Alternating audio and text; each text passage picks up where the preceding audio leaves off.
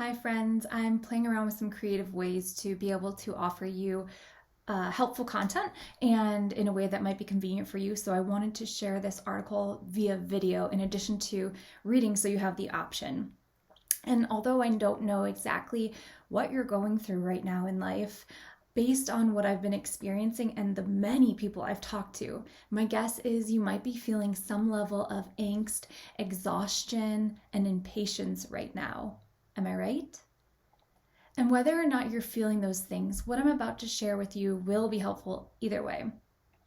I actually tried to write this article over a week ago, or maybe it was longer. I don't know time right now. I think it was a week ago. But as almost everything lately has felt harder to do and it's taken longer due to this deep level of processing that I'm going through and that many people are going through just on the regular right now, given the state of the world and everything we're processing individually and collectively. I never finished that article. But I do want to share with you a little bit about what I was going to share. So this was from about a week ago, I think, maybe two. So this week especially has been like Dorothy in Oz. At times, like I've woken up in a strange land, not sure where to go or how long I'll be here. On Monday that week, I felt like old versions of me, old thoughts and ways of being coming up. The only difference in that experience was that I was observing it and allowing it much more than being actually in it like I would in the past. On Tuesday, I felt exhausted for no particular reason, and after getting plenty of sleep, probably you can relate. On Wednesday, I felt completely unfocused and scatterbrained. And many nights, I've felt that angst and impatience, wondering when the next phase of my life will start, even though I know that's already here in some ways, and just wondering when things will resolve. And my human mind has gotten stuck at times on the things that I, quote, can't do because of the limitations we have right now and the lack of certainty, to say the least, in certain areas of my life and in the world. If any of you watching are a sensitive person, you may be feeling all of this more than anyone. First of all, I hope it's helpful in hearing that you're not alone in your experience. I've found that with how fast we move as a culture, often, we need reminders to slow down and tune in to what's going on internally. Maybe this was a helpful reminder for you in both those ways, acknowledging what's going on internally and knowing that you're not alone in it. This year, I learned about the window of tolerance, or the optimal zone of optimal arousal. This is the window in which our nervous system feels comfy and at home. When we're in our window of tolerance, it's like this sweet spot where we're easily functioning and alert and open to connection, generally at ease. When we're above that zone, we're in hyperarousal, and when we're below it, we're in hypoarousal. And there's a graph in the article that you can refer to.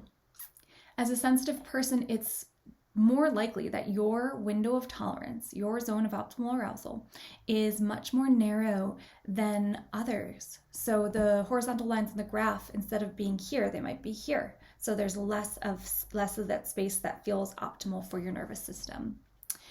And when you are pushed into hyperarousal, as a sensitive person, you may be pushed into hyperarousal more easily.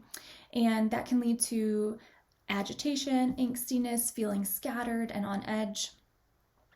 The reason I'm sharing all of this is because with everything you might be feeling, knowing how to come back down into your zone of optimal arousal seems more important than maybe ever for our overall health and well-being, as well as our ability to continue functioning and moving forward in positive ways in our lives.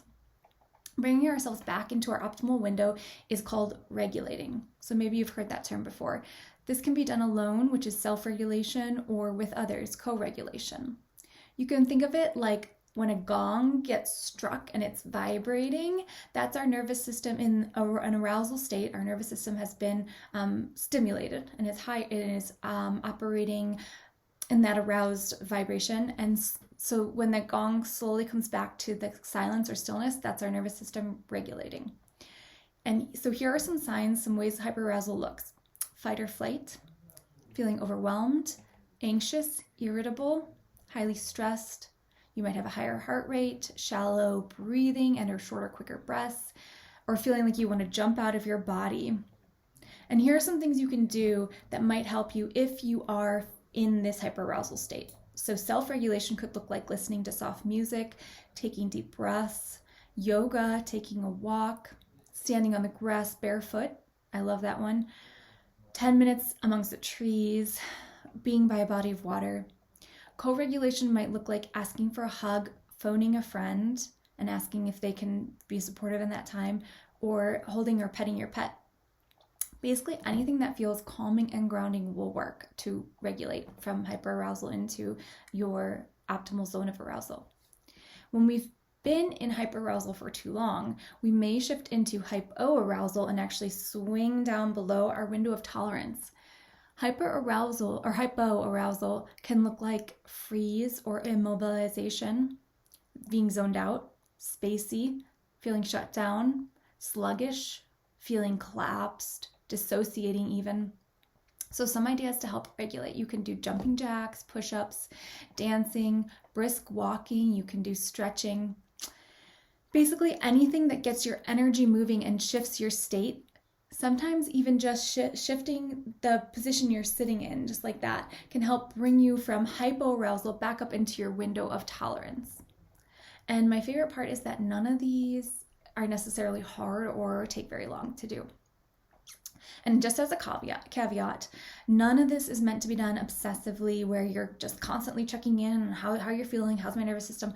If you notice yourself going into perfectionism with it, it's a good sign to set it to the side and just come back to what's going on underneath all of that. So that is, what are the emotions you're feeling underneath the perfectionism? So just taking a minute to just breathe and notice, what am I feeling? Although I don't expect myself to feel totally at ease right now, I am definitely still human. Last time I checked, yes.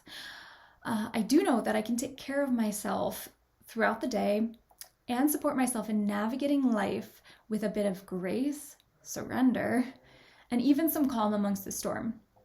So as you look over these lists and ideas, it might not seem like you'd be doing all that much, especially if you continue to swing up outside of your window of tolerance, despite the regulating. But you really are doing a lot by consistently taking care of your nervous system. So if this speaks to you, I'd love to hear from you. Share in the comments below this. What have you been found to be regulating right now in this chaotic, uncertain time? I am sending you so much love and strength as you navigate any of the challenges that life might bring to you right now.